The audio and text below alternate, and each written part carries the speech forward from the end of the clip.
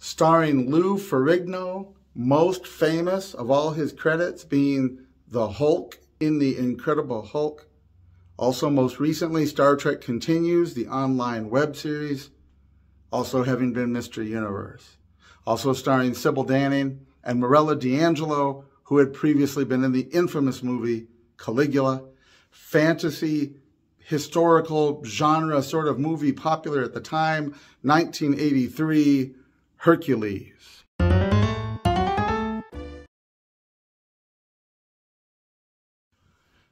Most everyone who's heard of Lou Ferrigno and the roles that he has played is aware that he has a difficulty with his speech from having lost most of his hearing at a very young age.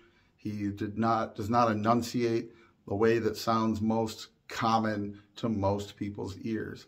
They've dealt with this a number of ways over the years, depending on what role he was in.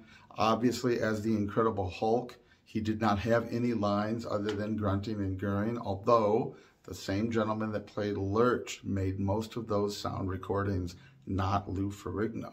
Bit of trivia. But he had that incredible physique.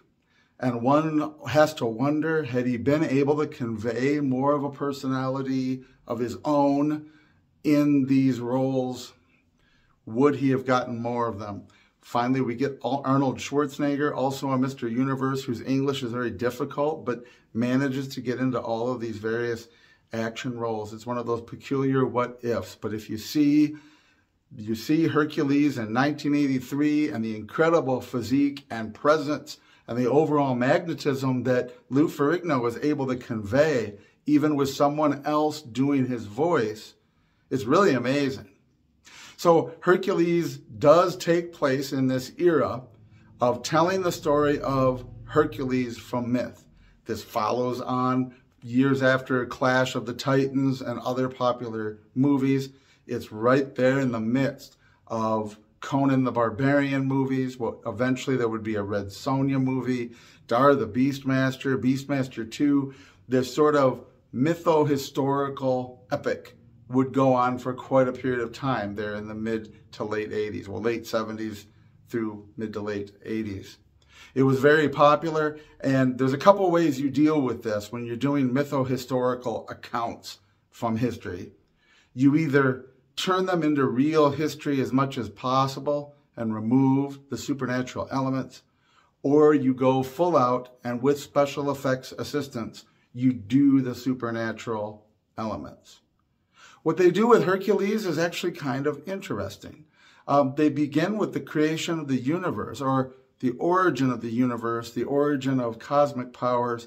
It's probably the most detailed thing I've seen in cinema of when you see like movies made about the Bible that begin with Genesis. We get the biblical creation account being showed and described on screen.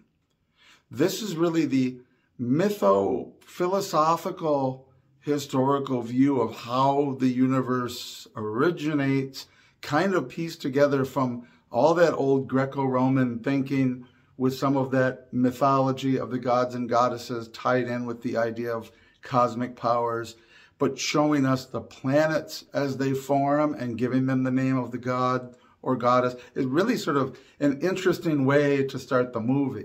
I just watched this last night. It's fresh in my mind. I had never seen it. I had heard about it throughout my life and just never watched it.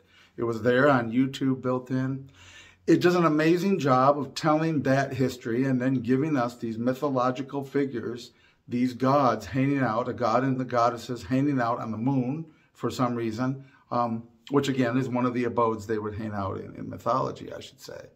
And there's been the discussion of Pandora's box, the discussion of this, well, it's a very pagan theological view, if you could say that. If you take all of the mythos of the ancient world, piece it together, this is actually a really good condensation of turning it into something like a consistent narrative, because there are variations on the myth, and one that is still recognizable to a largely Christianized culture.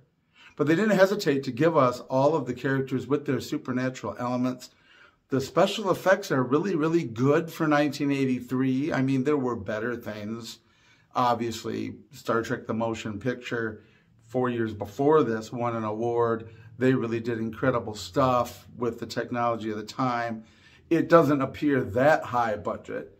And nevertheless, there's nothing about the special effects in Hercules, even today, that make it feel like it detracts from the seriousness. I've always said, I say frequently, I don't believe that special effects makes or breaks a good story.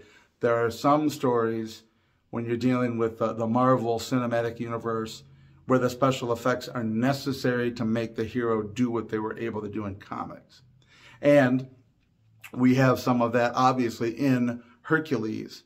And though the effects are much more primitive in Hercules in 1983, none of it seems so silly that it detracts from the story. You get to a critical moment and you can see that it's dated, but you're not like, oh man, that was bad. You know, that's like crumpling up aluminum foil on a radio program to make rain. You know, you don't get distracted by it. The effects are good enough that it does not interfere with the story at all, but does convey the idea of the mythological elements.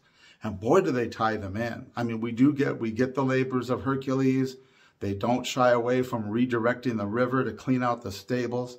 There's some amazing things that they had the courage to try to depict. And like I said, even though you can see at moments, oh, that's clearly a miniature. Oh, that's clearly the city at the end being destroyed. You're like, oh yeah, that's a miniature.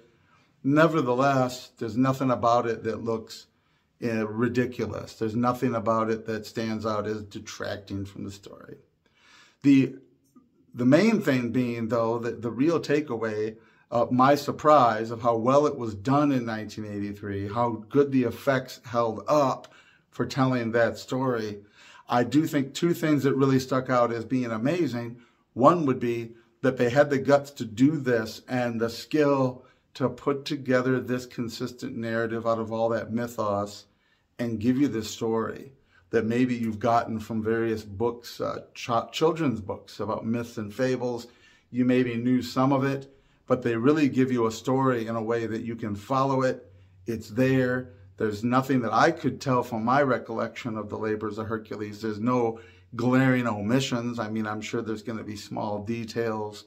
It's not meant to be overtly sexual. So some of those things that happen with the old ancient version of the bed trick and creatures changing form to have intercourse, obviously they're not going to show all of that sort of detail. But they do give you a great, well-woven together narrative out of all of that mythos. And they do it and present it in such a great way. The second thing that really stands out is Lou Ferrigno. Not enough can be said. Having grown up seeing him as the Hulk, I always imagined that he was just a bodybuilding guy that they used as this body stand-in. I didn't see him actually speaking in a movie, and I'm trying to think of when. There were a few films later on where he had like a bit part in some comedies where you'd hear him talk for the first time, but and it was surprising, and you could tell it was different. But it was just, he was always sort of the bodybuilder body stand-in. And even in this movie, Hercules, he is the star. They dub his voice. And it does not look like importing a Japanese movie where the mouths don't match up because it's another language. They clearly, they have him speaking. They have someone else they're recording. There's a few glitches, but not more than you normally see in putting together a film of that era. You might get a glitch here and there between someone's voice and picture. You really don't notice it. It really does well putting it together. And just his body acting, his expressions, to be able to do all that without, I mean, obviously they recorded him, I'm sure, saying all the lines, and then they dubbed it later. That's the only way you're going to get that proper. Nevertheless, it really conveys what a great acting job he does, even by having someone else's voice. And that was really surprising to me because I never thought that he was sort of the token bodybuilder that was around and could do these body roles. I had no idea. And if you didn't know about it, if you watched this movie having never heard of Lou Ferrigno and not knowing about it, you may not have realized at all that that was not his voice. In fact, I would say that you'd have to be pretty intuitive to figure it out, because most of the time, and I can't think of any time I noticed a disconnect, it really looks like that would be his voice. So they did a really good job on it. So it was a pleasant surprise for it to pop up on YouTube as one that was included because I'd never seen it. And I actually started it thinking, I'll see how bad this is. Because I knew it existed, and I always thought it was sort of a low-budget B movie or something. I think there are other versions of the Hercules story. There's a sequel to this one, I believe, I haven't seen yet. So I did not have high expectations. I, clicked it on, and I was probably looking at social media, and it grabbed me from the beginning. When it begins with that creation narrative, I thought, well, this will be a cool part anyway. And then it turned out to be a good movie. So check it out. If you don't have YouTube Premium, you probably got to rent it somewhere or find it somewhere for free streaming. Hercules, Lou Ferrigno, 1983. I give it 2 thumbs up. I thought it was good.